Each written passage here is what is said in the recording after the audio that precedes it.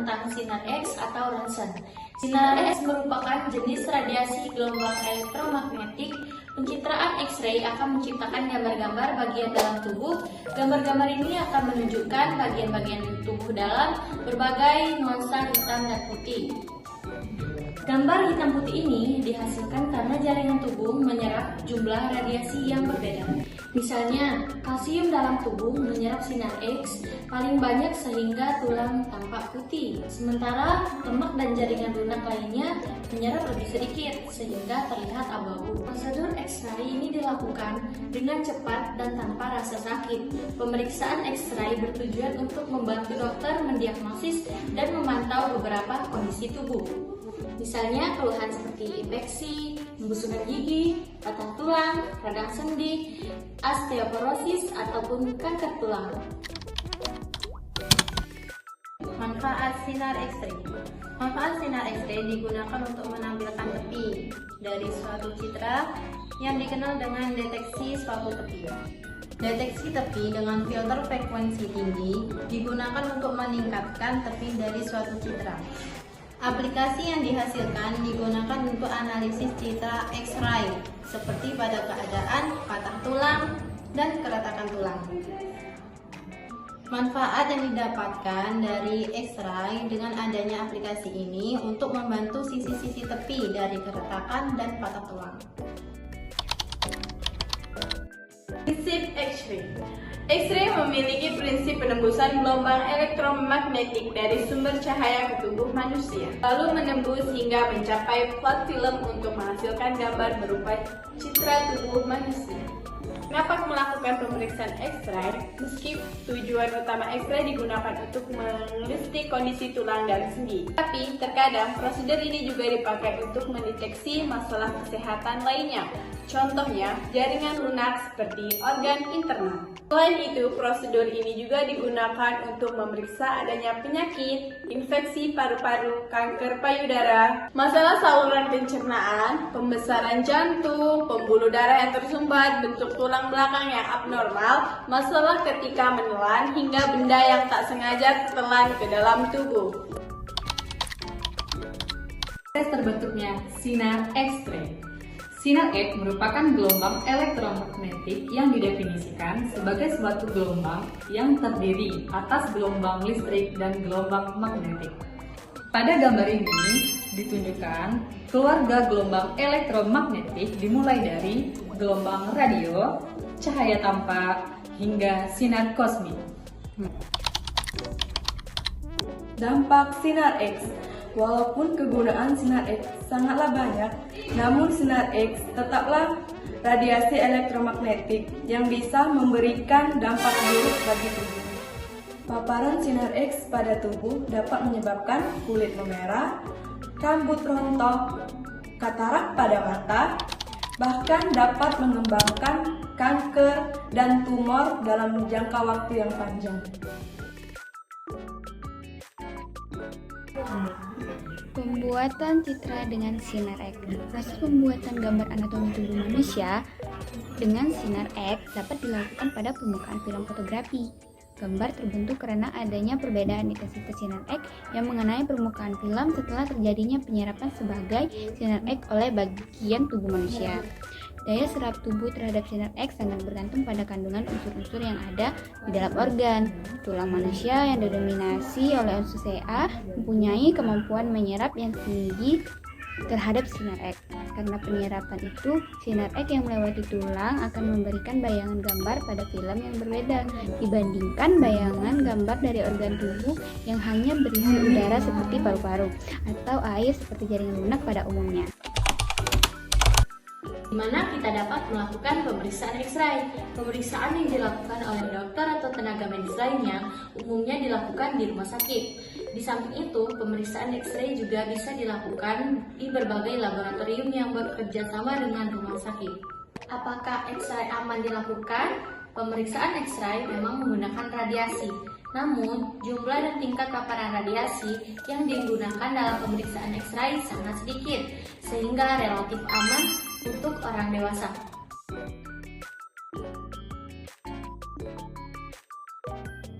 Pemeriksaan MRI. MRI adalah teknik pemindahan radiologi yang menggunakan magnet, gelombang radio, dan komputer untuk menghasilkan gambar struktur tubuh. Mesin MRI berbentuk seperti tabung yang dikelilingi oleh magnet melingkar yang besar. Dalam pemeriksaan MRI, pasien ditempatkan di tempat tidur yang kemudian dimasukkan ke lubang magnet.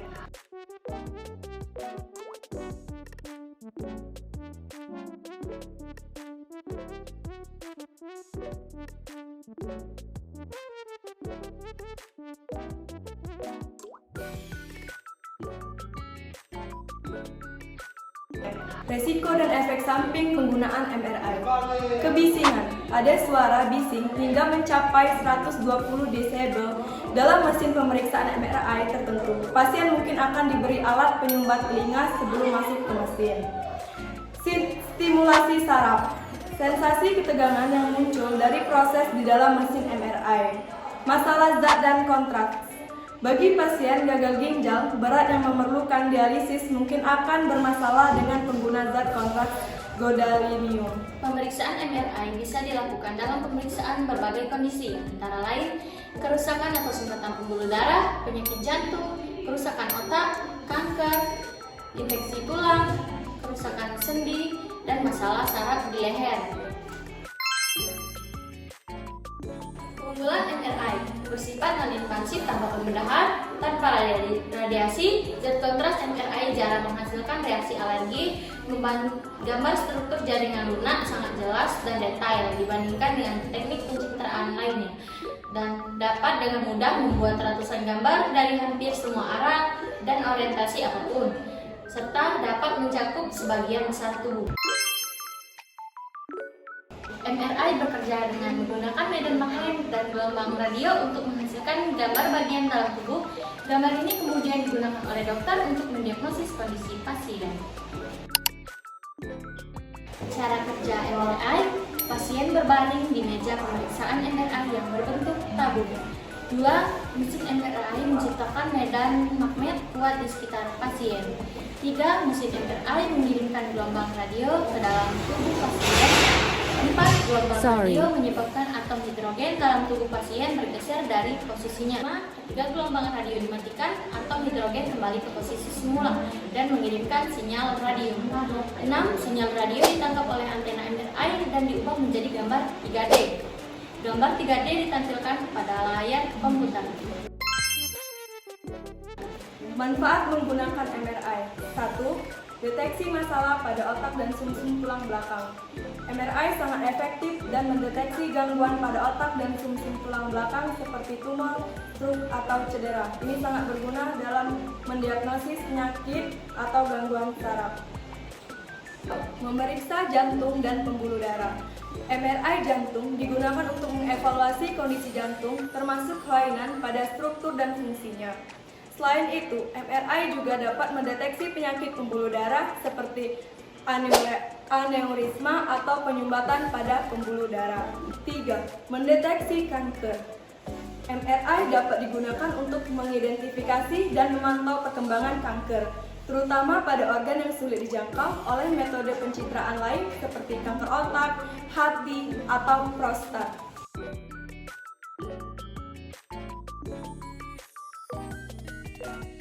Computer tomografi atau CT scan merujuk pada prosedur pencitraan sinar X.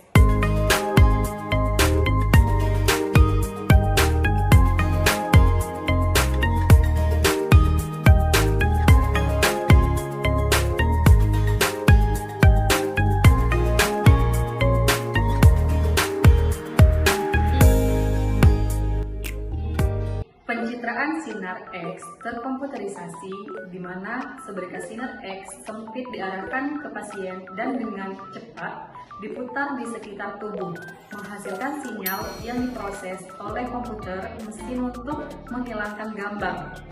Irisan ini disebut gambar tomografi dan dapat memberikan informasi yang lebih rinci kepada dokter daripada sinar X konvensional. Untuk membentuk gambar 3 dimensi atau 3D, pasien yang memungkinkan identifikasi struktur dasar, serta kemungkinan tumor atau kelainan dengan lebih mudah.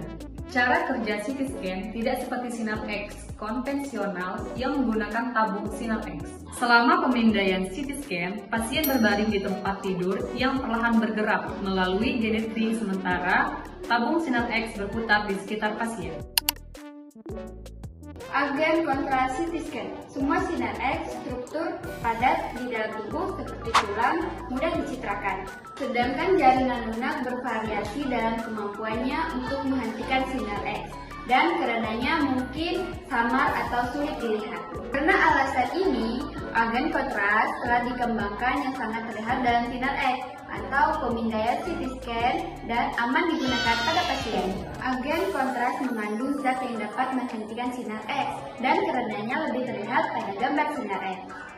Jenis tes ini digunakan untuk mencari kemungkinan penyumbatan pada pembuluh darah, termasuk yang ada di jantung. Agen kontras oral seperti senyawa berbasis barium digunakan untuk pencitraan sistem pencernaan, termasuk kerongkongan, lambung, dan saluran gastrointestinal. Ultrason adalah salah satu jenis terapi dalam bidang ilmu kedokteran, fisik, dan rehabilitasi yang menggunakan gelombang suara atau ultrason dengan frekuensi gelombang suara yang tidak dapat didengar oleh telinga manusia. Bagaimana prinsip kerja ultrason? Terapi ultrason dapat memberikan efek termal atau efek pemanasan dalam maupun subsifisal. Dan efek non-termal, efek mekanik yang dapat berfungsi untuk memasukkan jenis obat tertentu, efek pemijat, dan efek biologis. Dan tujuan terapi yang diberikan dengan dosis yang berbeda-beda untuk setiap individu. Indikasi ultrason: 1. Peradangan sendi dan jaringan lunak sekitar sendi. 2. Nyeri sendi dan jaringan lunak sekitar sendi. 3. Luka yang sulit sembuh. Kontraindikasi ultrason. Yang pertama itu tumor atau kanker. Yang kedua kehamilan. Yang ketiga menggunakan alat pacu jantung. Yang keempat pemasangan silikon pada payudara. Berapa kali ultrason dilakukan? Bila efek termal dilakukan 3 kali seminggu, sedangkan efek non termal dapat dilakukan setiap hari atau 3-4 kali seminggu. Apa efek samping ultrason? Secara umum, ultrason sangat jarang menimbulkan efek samping. Ada beberapa efek samping yang ditimbulkan dari ultrason. Yang pertama, panas yang dapat menimbulkan kemerahan pada kulit dan terasa perih. Yang kedua, bertambah nyeri. Yang ketiga, menimbulkan reaksi alergi berupa gatal dan kemerahan pada kulit.